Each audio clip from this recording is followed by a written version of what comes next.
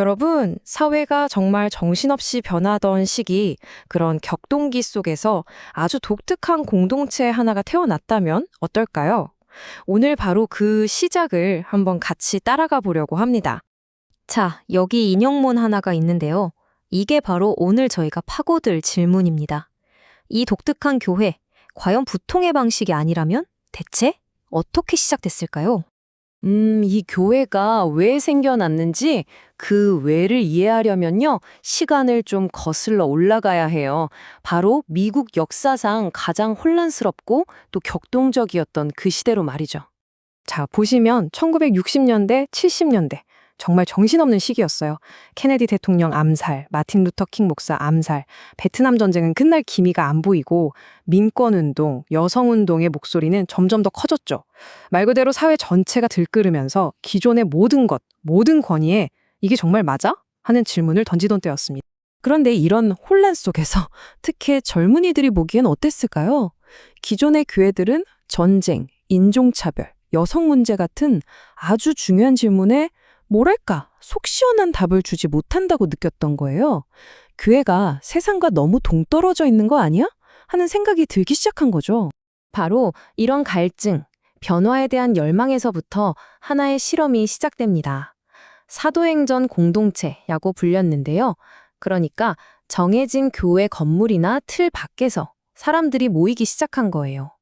우리 맨 땅에서부터 한번 새로운 걸 만들어 보자 하고 말이죠. 자, 그럼 이 작은 실험은 과연 어떻게 더 단단하고 오래가는 무언가로 발전했을까요? 당연히 그 과정도 아주 독특했습니다. 1972년에 이들은 드디어 자신들의 비전을 구체적인 목표들로 정리합니다.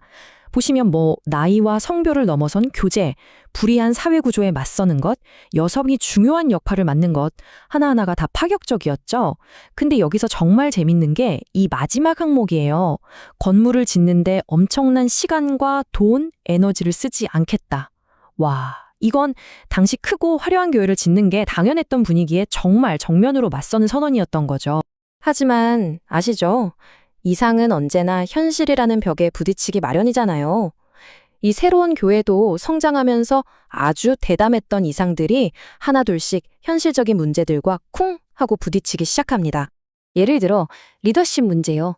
처음엔 우리가 서로의 목회자가 되어주자, 전임 사역자는 필요 없어 라고 생각했어요. 아주 멋진 이상이죠. 하지만 현실은 달랐습니다. 다들 자기 일이 있는데 봉사만으로 교회를 이끌어 가려니 결국 모두가 지쳐버린 거예요.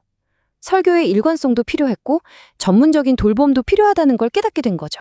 장소 문제도 떳떳했어요. 우린 절대 우리 건물을 갖지 않을 거야. 빌려 쓰면 되지.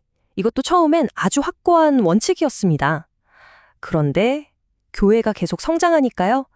교회 지하실에서 시작해서 학교 체육관까지 계속해서 더 큰 곳을 찾아 떠돌아다니는 게 점점 힘들어지고 버거워진 겁니다.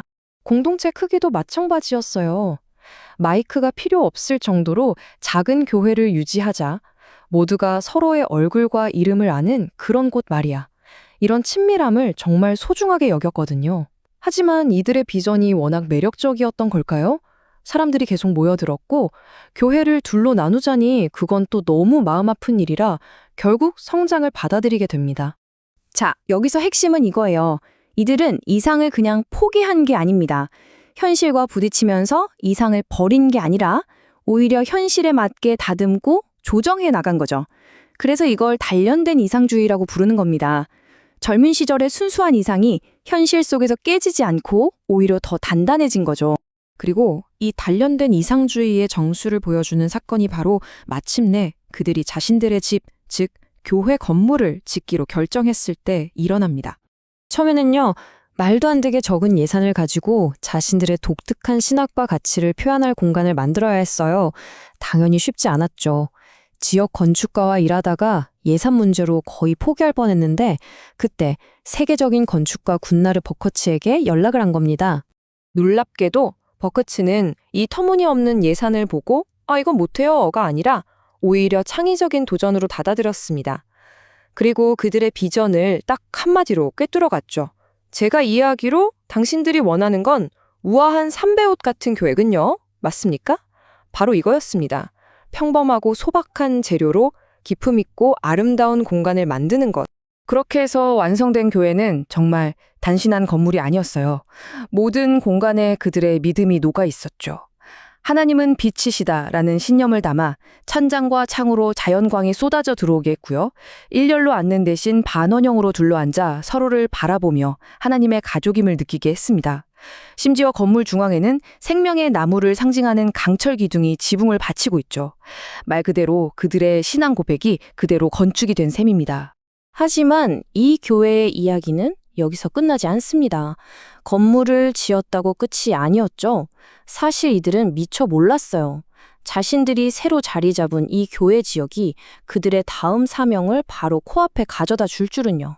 교회 바로 길 건너편에 아주 큰 아파트 단지가 있었는데 거기에 수많은 난민들이 살고 있었던 겁니다. 어찌 보면 도시를 떠나 교회로 도망쳤다고 볼 수도 있는 결정이었는데 정말 신기하게도 바로 그 결정이 그들을 가장 도움이 필요한 이웃에 바로 곁으로 이끌었던 거죠. 이건 1975년에 교회가 후원했던 첫 베트남 난민 가족에게서 온 편지 일부인데요.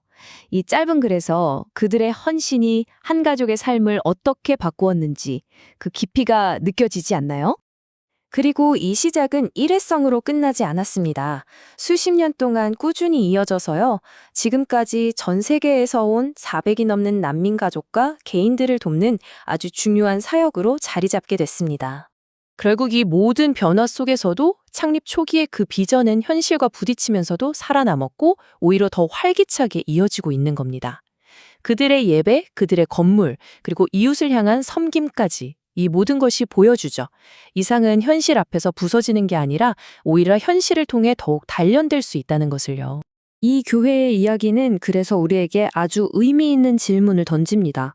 교회든 회사든 심지어 나라든 어떤 공동체라도 처음 가졌던 그 순수한 이상을 지키면서 동시에 피할 수 없는 현실의 도전에 적응해 나갈 수 있는 방법은 과연 무엇일까요? 한 번쯤 우리 각자의 자리에서 생각해 볼 문제인 것 같습니다.